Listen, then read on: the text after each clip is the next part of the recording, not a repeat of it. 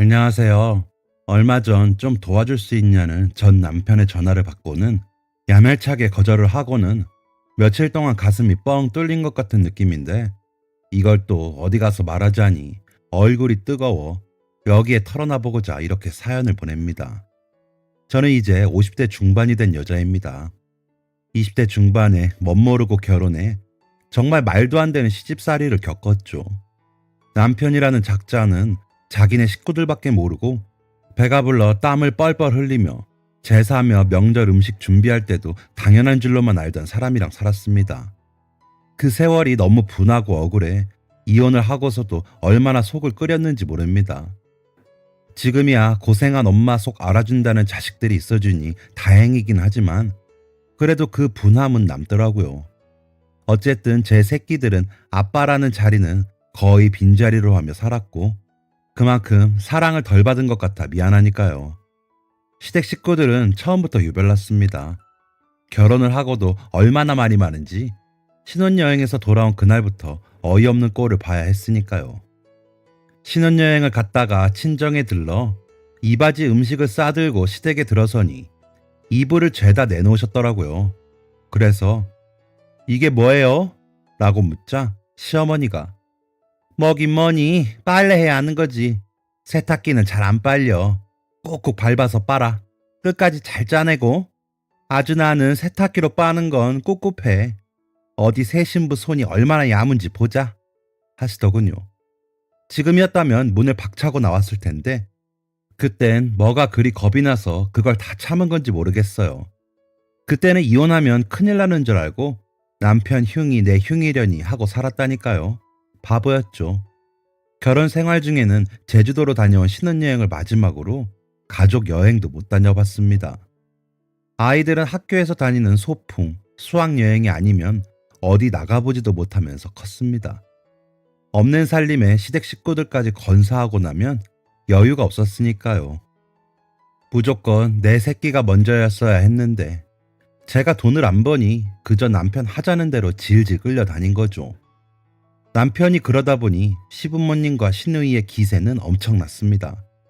저를 아주 무슨 파출부 알듯이 했죠. 시어머니는 아이 둘을 낳고 기르는 동안에도 도와주기는커녕 걸핏하면 불러 화장실 청소며 주방 청소를 시키고 김치를 할 때도 본인은 손을 놓고 앉아 잔소리만 했죠.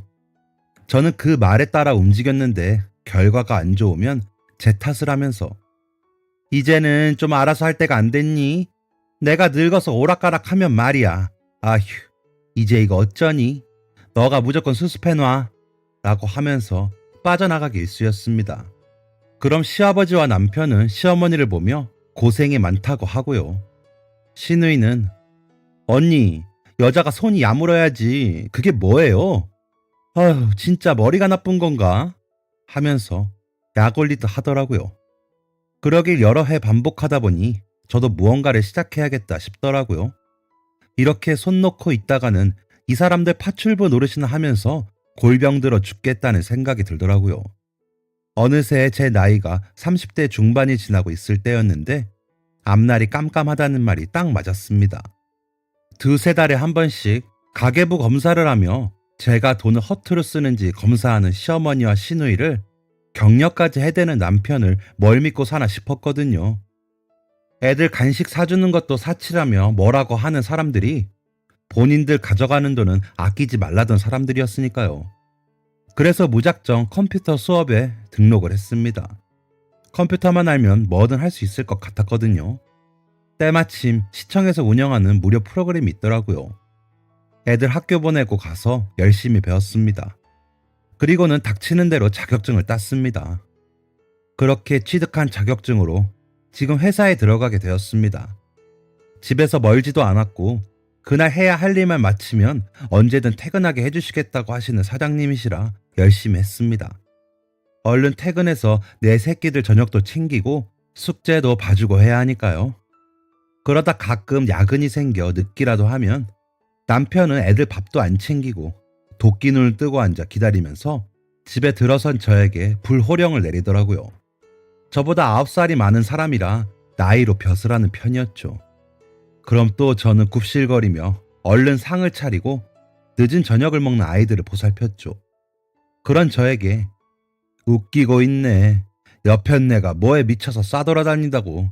지금 애 밥 먹이면서 좋은 엄마 흉내 내지 마. 아주 웃기고 있어. 월급이나 안 뜯기고 오면 다행인 것 같은데. 사회생활 우습게 보는 거 아니다. 나는 뭐 나가서 편하게 일하고 돈 벌어오는 줄 알아? 집구석이나 잘 살피지. 일은 무슨. 하면서 저를 깎아내리기에 바빴습니다. 그렇게 3달이 지나고 정식 직원이 되었을 때 시어머니가 오셔서 가계부 열어봐라 하시더군요. 그래서 보여드렸더니 너 버는 돈은 왜 안 적었어? 너 그까짓 것 좀 번다고 벌써 딴 주머니 차냐? 하시기에 이건 애들 몫으로 제가 챙길게요. 아번 것만 보세요. 했죠. 그러자 시누이가 아니 여자가 나가서 벌면 얼마나 번다고 돌아다니더니 딴 주머니까지 차요? 요즘 언니 일한다고 엄마네 아주 엉망인 거 알아요? 용돈이라도 올려주던가 양심이 없어 하는데 남편이 내버려 둬라. 분명 너 그 입으로 이야기했다. 나중에 애들 뭐 한다고 보태달라고 하지 마라. 아니지. 이참에 내 월급도 내가 그냥 다 쓰면 되는 거 아니냐? 야, 이제 나한테 뭐 달라고 하지 마. 하더군요. 그래서 그럼 밥은 차려야 하니까 공과금하고 식대만 줘요. 아빠가 그 정도는 해야죠. 어차피 지금도 그 정도만 하고 나머지는 다 다른 데로 세요. 나도 신경 안 쓰면 편하니까 그렇게 해요. 당신도 여기서 거저 살 순 없잖아요. 라고 했더니 세 사람이 킥킥거리며 나중에 후회하지 마라 하더라고요. 그래서 한 달에 100만 원만 받기로 하고 가계부도 안 쓰게 되었습니다. 오히려 숨통이 트이는 것 같아 편했습니다. 사실 남편 월급이 그 당시 250만 원이었는데 시댁에 들어가는 돈이 적게는 50만 원에서 많을 때는 80만 원도 들어갔거든요. 저금도 하고 애들 먹는 거 입는 거 하다 보면 빠듯했죠. 그런데 제가 월급이 180만 원이었으니까 남편이 주는 100만 원만 있으면 전보다 더 여유롭진 않지만 그래도 먹고 살 순 있었죠. 큰 차이가 있었던 것도 아니고요. 그래서 절대 제 월급이 얼마인지 밝히지 않았습니다. 애들 앞으로 챙겨놔야 나중에 학원도 보내고 대학도 보낼 수 있으니까요. 그렇게 가끔 아이들과 밖에서 외식도 하고 친정 부모님께 용돈도 보내고 했습니다. 우리 가정에는 남편의 자리는 점점 작아지더군요. 어떤 때는 차라리 없는 게 편했습니다. 아이들도 굳이 찾지 않았고요. 연차가 쌓이며 제 월급은 더 올라 어느새 남편의 월급보다도 많아졌습니다. 남편은 작은 빌딩에 청원경찰 같은 일을 했는데 월급이 오르는 일이 아니라 계속 그만큼만 버는 대신에 오래 일할 수 있다고 말했었거든요. 시부모님은 그 일도 준 경찰 일이라며 감사하라고 하곤 했죠. 젊을 때 선수촌 상비군에 뽑힐 만큼 운동을 했던 사람이라 운동을 그만두니 안정적인 일이 어려웠다고 하더라고요. 자기 동기들 중에서 그나마 사람 꼴을 하고 사는 건 자기뿐이라며 엄청 으스댔었습니다.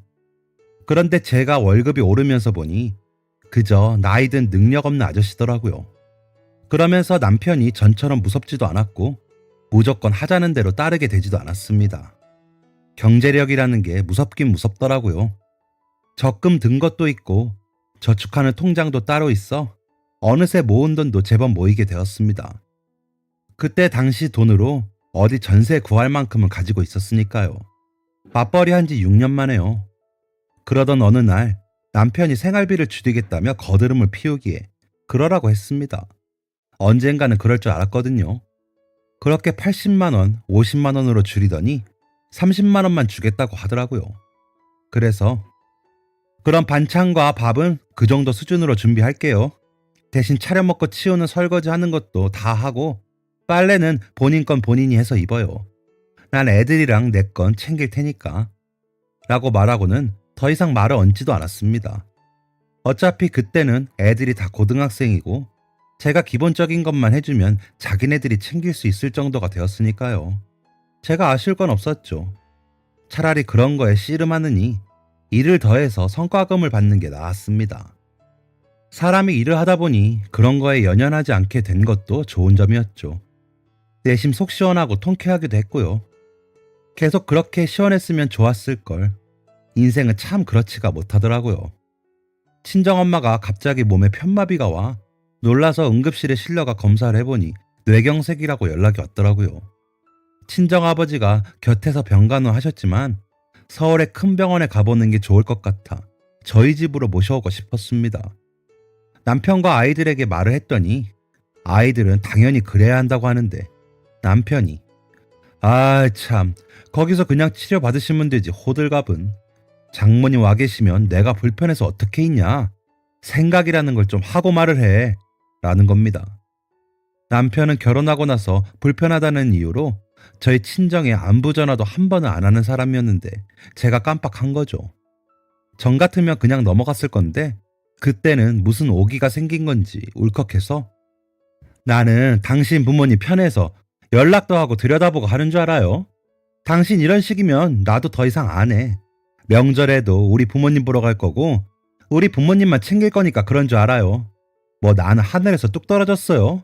본인만 부모 있냐고요. 라고 했더니 뭘 또 얼마나 했다고 생색은 웃기고 있네. 그래 그렇게 해. 앞으로는 각자 부모만 챙기자고. 그러니까 내 집에 당신 부모님 출입하게 할 생각도 하지 마. 하기에 핸드폰에 녹음기를 켜고 여기에 대고 확실하게 이야기해요. 이제 우리는 각자 부모님 각자 챙기고 명절에도 각자 집으로 가자고. 애들은 가고 싶은 쪽으로 선택해서 가는 걸로 해요. 라며 들이댔죠. 애들도 보고 있고 당장 우리 엄마 모시고 오는 건 맞고 싶었는지 얼른 녹음을 하더라고요. 그래서 그걸 컴퓨터로 옮겨 저장을 해놨습니다. 언젠가는 써먹는 날이 올 거라 생각하며 눈물을 삼키며 잘 저장해뒀습니다. 그러고는 병원 앞 달방울구에 엄마를 모셨습니다. 다행히 첫 조치가 빠르게 잘 이루어져 약 잘 먹고 운동 부지런히 하시면 생활하는데 크게 불편한 건 없다고 하시더라고요. 진짜 세상의 모든 신들께 얼마나 감사했는지 모릅니다. 그래도 전과는 달리 불편해지신 거니 저나 아빠가 신경을 더 쓰기로 했습니다. 아이들은 워낙에 외할머니, 외할아버지를 좋아해 어릴 때 방학 때 일주일씩 가 있기도 했는데 고등학생이 되면서 못 가서 아쉬웠는지 가까이 계시니 자주 봐서 좋다며 저보다 더 자주 가서 있더라고요. 엄마는 다 큰 손주, 손녀 재롱에도 많이 웃으시더니 몸이 싹 나은 것 같다며 내려가셨습니다. 친정 부모님이 내려가신 지 얼마 안 돼요. 남편은 은근슬쩍 시댁 제사 이야기를 하기에 당신 녹음한 거 잊었어? 당신 집 행사니까 당신이 알아서 해. 난 이제 모르는 일이야. 라고 대답하니 아니 그래도 며느리가 제사는 참석해야지 그것도 안 한다고? 당신 미쳤어? 라고 하더군요. 그래서 왜? 30만 원 주던 생활비도 안 주게? 아니 내가 이 집에서 나가줄까? 난 그러면 더 좋아. 라고 하자 참나 간이 배 밖으로 나왔구만. 도대체 뭘 믿고 저러는 거야. 이래서 여자는 밖으로 돌리면 안 된다는 거야. 그따위로 굴 거면 당장 일 때려쳐. 라고 하기에 내가 왜? 나 이제 우리 부모님 병원비까지 챙기려면 더 열심히 일해야 해. 아니면 당신이 챙길 거야. 라고 했더니 아 그래서 갈 거야 말 거야 라며 말을 돌리더라고요. 그래서 안 가. 내가 거길 왜 가? 애들 데리고 당신이나 갔다 와. 남자가 한 번 뱉은 말은 지켜야지 하면서 말을 끝냈습니다. 제삿날에는 정말 제가 안 갈 줄 몰랐는지 시어머니며 시아버지, 시누이까지 돌아가며 전화를 했지만 저는 받지 않았습니다. 시댁에서 돌아온 남편은 쾅 소리를 내며 본인 방으로 들어가더라고요. 저는 딸과 안방을 쓰고 가장 작은 방은 아들이 쓰고 중간 방은 남편이 쓰고 있었거든요. 함께 돌아온 아이들이 눈치를 보기에 왜? 엄마 욕 많이 하던? 하고 물었더니 아들이 그래도 전화는 좀 받죠 하는데 딸이 야, 그 전화를 왜 받아? 엄마 잘했어. 엄마 없어도 다 돌아가더라. 강씨 제사니까 강씨들이 하는 게 맞아. 고모도 전 잘만 붙이더만. 억울하면 할머니도 하지 마시라고 해. 라며 제 편을 들어주더라고요. 그러자 아들이 아니 누가 뭐래? 연락도 안 되니까 엄마가 이상한 사람 같잖아. 그래서 받아서 당당하게 이야기하라는 거지. 하면서 방으로 들어가더라고요. 아이들까지 제 편이 되어주니 저는 더 당당하게 나가기로 했습니다. 남편은 며칠을 밥도 안 먹고 시댁에서 해결하는 것 같더라고요. 원래도 친구가 없는 편이라 약속이 잘 없거든요. 그 성격을 받아줄 사람이 누가 있나 싶습니다. 그런데도 저는 그러려니 하고 내버려 뒀습니다. 그랬더니 시어머니와 시누이가 찾아왔더라고요. 퇴근하고 아이들과 만나 함께 들어왔더니 남편과 팔짱 끼고 소파에 앉아 눈에 불을 켜고 있더군요. 그래서 오셨어요? 무슨 일이에요? 했더니 예, 너 여기 좀 앉아봐라. 아니 세상 천지에 이런 법은 없다. 남편 알기를 얼마나 우습게 여기고 시댁을 얼마나 무시하면 제사에 오지도 않고 연락도 없어? 너 돈 좀 번다고 보이는 게 없니? 어디서 배워먹은 버르장머리야? 하시면서 소리를 치시더라고요.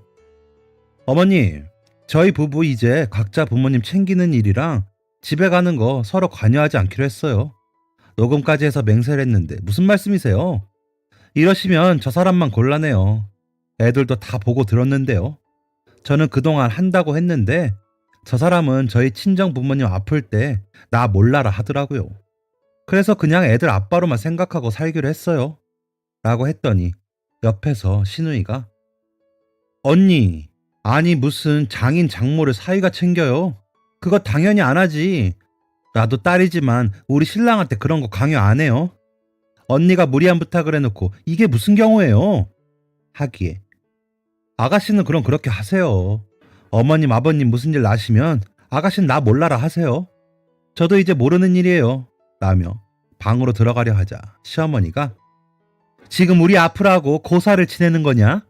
아주 그냥 미쳐가지고 가관이구나 하며 소리를 높이자 딸이 나서며 할머니, 아빠가 그때 심했어. 알지도 못하면서 왜 엄마한테 그래? 그러게 아쉬운 거 있는 사람이 잘했어야지 라며 막아서더군요. 그러자 아들도 지금 이 시간에 시끄럽게 하면 신고 들어와. 할머니 그냥 가세요. 제삿날에도 우리가 이야기했는데 왜 와서 이래? 라며 짜증을 내니 그제야 아이고 손주 새끼들도 다 필요가 없다 하시면서 씩씩하면서 나가더라고요. 남편은 아주 새끼들이 지 엄마만 알고 지 애비 고생하는 건 모르지 하면서 문을 쾅 닫고 들어가더라고요.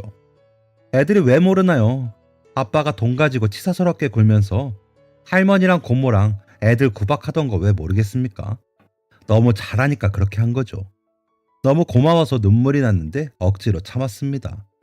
그런 제 마음을 딸아이가 아는지 절 뒤에서 안아주며 엄마, 우리가 엄마 편이야. 그러니까 걱정하지 마. 라며 다독여 주더라고요. 지금 생각해도 그날 얼마나 든든했는지 모릅니다. 우리 애들이 엄마 편 들어주니 세상이 제 것 같더라고요. 좋았습니다.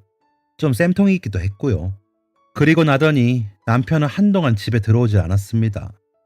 어차피 있으나 마나 한 사람이라 그러려니 했습니다. 장가 들면서 가지고 온 거라고는 이 집뿐이었는데 포기하고 안 들어오진 않을 테니까요. 그냥 본인이 오고 싶으면 오는 거고 안 오고 싶으면 안 오겠지 했습니다. 그런데 아들이랑 딸은 또 마음이 안 됐는지 전화를 했나 봐요. 그런데 안 받더랍니다. 그래서 하지 말라고 했습니다. 괜히 와서 성질 부리면 TV 보기도 힘들다고요. 그랬더니 지들도 웃긴지 웃고 말더라고요. 주말에는 친정집에 반찬이랑 이것저것 필요한 거 사서 다녀오고 하느라 정신없이 바빴습니다. 딸아이가 고3이 되면서는 정말 정신이 없더라고요. 다행히 아이가 잘해줘서 제가 신경을 많이 쓸 부분은 없었지만 혹시나 아이가 지칠까 신경이 많이 쓰였습니다. 그런 누나를 보면서 아들도 자극을 받아서인지 고2인데도 열심히 하긴 하더라고요. 시간은 정신없이 흘렀습니다. 회사에서 저의 직급은 어느새 부장이었고 그만큼 일도 늘어 더 바쁘더라고요. 딸은 원하는 대학, 원하는 과에 합격했고 이듬해 아들은 조금 하향 지원에 가긴 했지만 원하는 과에 들어갔습니다. 감사하게도 두 아이 다 전액 장학금을 받고 들어가 용돈만 보태주면 되어 저의 부담이 좀 줄더라고요. 그 와중에도 남편은 장학금 받으면 좀 떼줘야 하는 거 아니냐고 했다가 아이들이 떼줘도 엄마 떼주지 왜 아빠를 줘? 라고 이야기에 삐졌다가 내버려 뒀더니 그냥 또 풀려 반찬 투정을 하곤 하더라고요.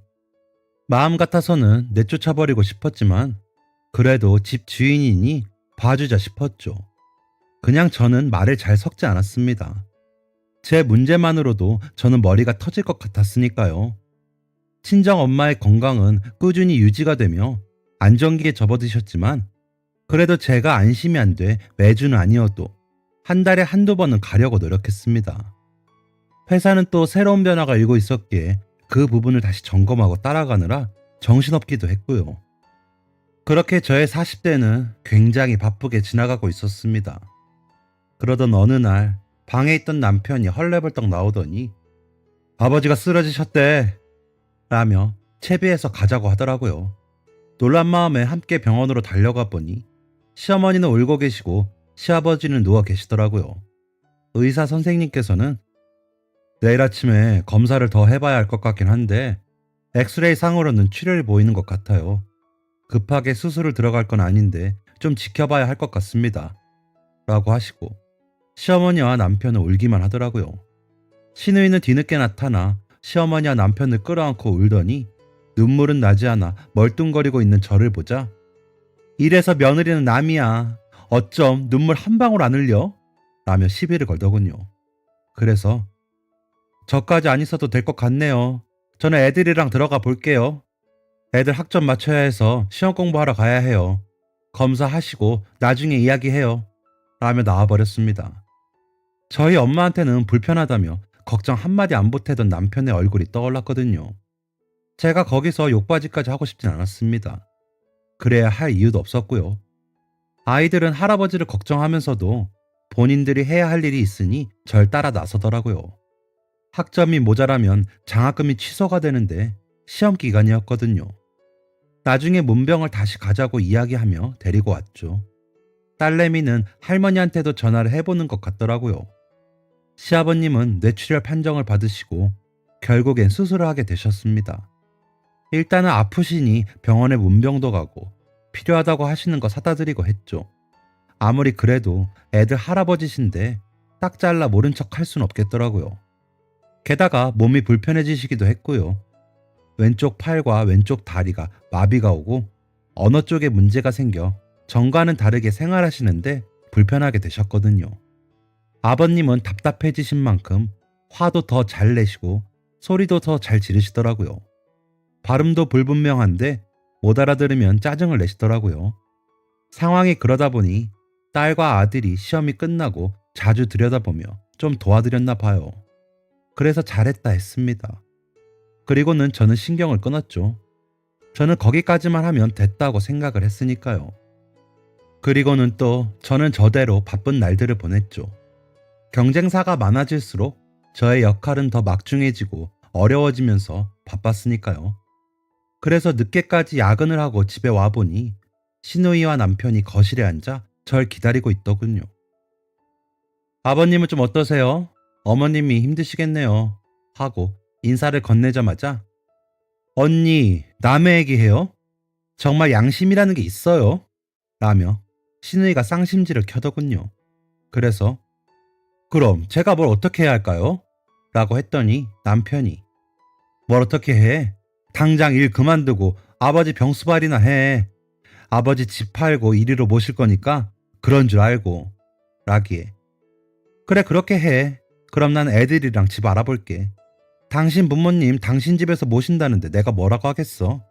집안 물건들은 내가 산 게 대부분이니까 가지고 간다. 어머님 집에 있는 걸로 가져다 써. 그리고 내가 왜 회사를 그만둬? 라고 대답했습니다. 그러자 시누이가 아니 그동안 못한 며느리 노릇 좀 하라고요.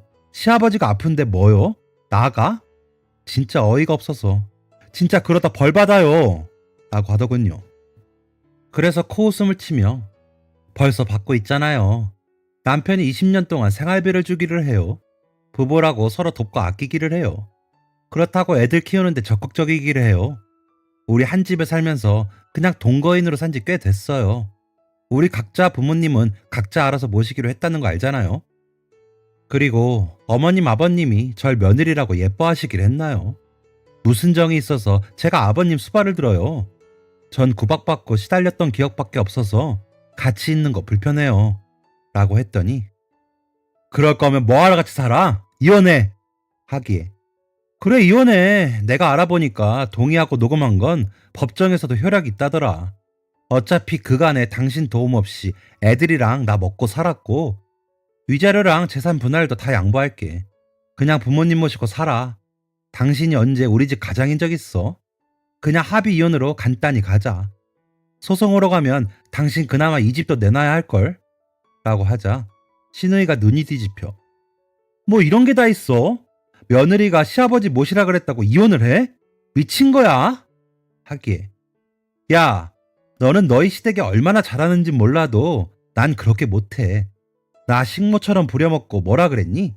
내가 아주 진절머리가 난다. 내가 그 짓을 왜 또 해? 미쳤니? 그리고 우리 엄마 아플 때 뭐라 그랬어? 진짜 잠자코 있으니까 웃기고들 있네.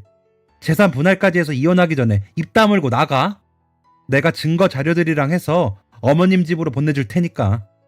라고 했더니 남편 눈이 동그래지며 신우이를 데리고 나가더라고요. 그날 밤에 늦게 집으로 돌아온 아이들에게 신우이와 남편과 있었던 일을 이야기하면서 이혼을 할 것 같다고 말했더니 두 아이 모두 그렇게 하라고 하더군요. 그래서 미안해. 엄마 아빠가 좋은 부모의 모습을 못 보여서 부끄럽다.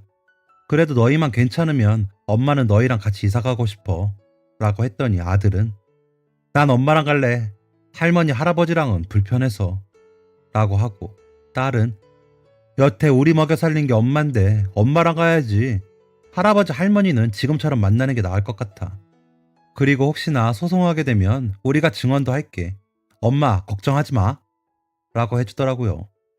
그리고 남편은 또 집으로 돌아오지 않더라고요. 혹시 몰라 거실 테이블에 이혼 서류를 작성해 올려놓았지만 며칠 동안 그대로였습니다. 그러더니 하루는 술이 잔뜩 취해 와서는 내가 뭘 그렇게 잘못했냐? 그래, 미안하다. 불편하다고 장인 장모 모른 척해서. 그래도 나는 장남이라 우리 부모님 모시는 것도 벅찬데 그럼 어떡하냐? 난 뭐 편했는지 알아? 마누라라고 있으면 좀 이해도 해주고 감싸주고 해야지. 뭐? 이혼? 이라며 소리를 치더군요. 그래서 대꾸도 안 했습니다. 아이들은 그 앞에 앉아 저희 아빠 이야기를 듣더니 딸아이가 그런데 아빠, 우리도 다 기억이 나. 할머니랑 아빠랑 고모가 우리 간식 먹으면 그거 가지고도 화냈던 거. 난 엄마 일 다니는 거 좋았어. 그때부터 우리 눈치 안 보고 간식도 먹고 옷도 좋은 거 입고 반찬도 좋은 거 먹었거든. 아빠 엄마한테 생활비 안 준 지 15년도 넘었다며. 아빠는 남편의 역할을 안 하면서 엄마는 아내 역할을 해야 해? 라며 인상을 쓰며 말을 하니 말없이 가만히 있더라고요. 그런 남편에게 아들은 아빠, 너무 때를 놓친 것 같아. 우리 지금은 아빠가 없는 게 편해. 다른 집도 그렇대. 근데 다른 점이 뭔 줄 알아? 내 친구들은 그런 아빠가 불쌍하대. 일하느라 가족과 보낸 시간이 없어서 그런 거라고. 아빠는 할아버지 할머니 챙기느라 그런 거잖아. 헐레벌떡 우리 챙긴 건 엄마야. 우리 용돈도 엄마만 주고 여자 혼자 남편이 있는데 우리를 다 먹여 살렸어.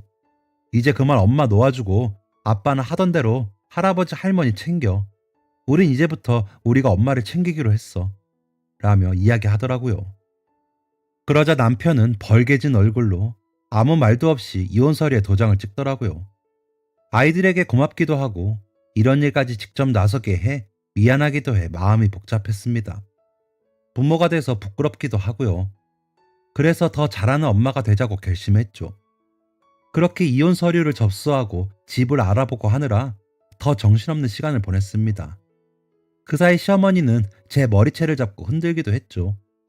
아들이 떼어놓으면서 할머니, 이러면 우리도 못 보고 사는 줄 알아?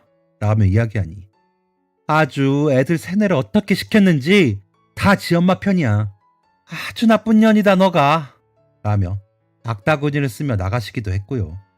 다행히 적당한 집이 있어 이사 날짜를 정하고 나니 신우이가 난리를 피우더라고요. 시어머니가 도저히 시아버지 수발 못 들겠다고 신우이에게 모시고 가라고 해서 신우이가 떠맡았는데 본인 신랑 눈치가 보여서 안 되겠다고 얼른 모시고 가란 전화였습니다. 그렇게 똘똘 뭉쳐 저를 괴롭히던 그 정신으로 아버님을 모시면 좋을 텐데 힘든 일이 생기니 그 끈끈했던 가족에는 다 사라지고 없더라고요. 아주 거지 같은 집구석이었죠. 이혼 판결이 나고 얼른 구청에 가서 신고를 하고 저는 완전한 이혼녀가 되었습니다. 아쉬움이나 슬픔 없이 온전히 개운함이 느껴질 만큼 좋더라고요. 그리고 더 열심히 일했죠. 회사는 어느새 규모가 커지며 저는 이사에 오르게 되었습니다. 나이 50에 들어 직장이 없었으면 제가 어떻게 이혼을 하고도 개혼했을 것이며 초라하지 않을 수 있었겠습니까? 그렇게 아이들은 학교도 졸업을 하고 사회인으로서 자리를 잘 잡았습니다. 요즘처럼 취업이 어려운 때에 너무 감사한 일이죠. 아들이 군대에 있을 때는 시간이 멈춘 것 같더니 시간은 참 잘도 흘렀습니다. 그러다 얼마 전 딸아이가 상견례를 했으며 하더군요. 그래서 아빠에게도 잘 말씀드리고 약속 잡아봐라 했죠. 그래도 애 아빠인데 그게 도리인 것 같았거든요. 그랬는데 며칠 전에 전 남편에게서 전화가 왔더라고요. 아이 통해서 이야기는 들었다면서, 그런데 옷 살 돈 안 보태주면 상견례에 참석은 못할 것 같다면서, 결혼식에는 양복해주면 참석은 할게 나더군요. 그걸 내가 왜 해주냐며 거절은 했지만 느낌이 오더군요. 이제 나이가 많아 하던 일을 못해 어디 건물 경비로 갔다는 얘긴 들었거든요. 자신의 처지가 부끄러워 그냥은 못 나오는 것 같더라고요. 그래서 뭐 편한 대로 해요. 우리는 그래도 도리는 하려는 거야. 그리고 혹시나 해서 하는 얘기인데 애들한테 돈 얘기하거나 하지 말아요.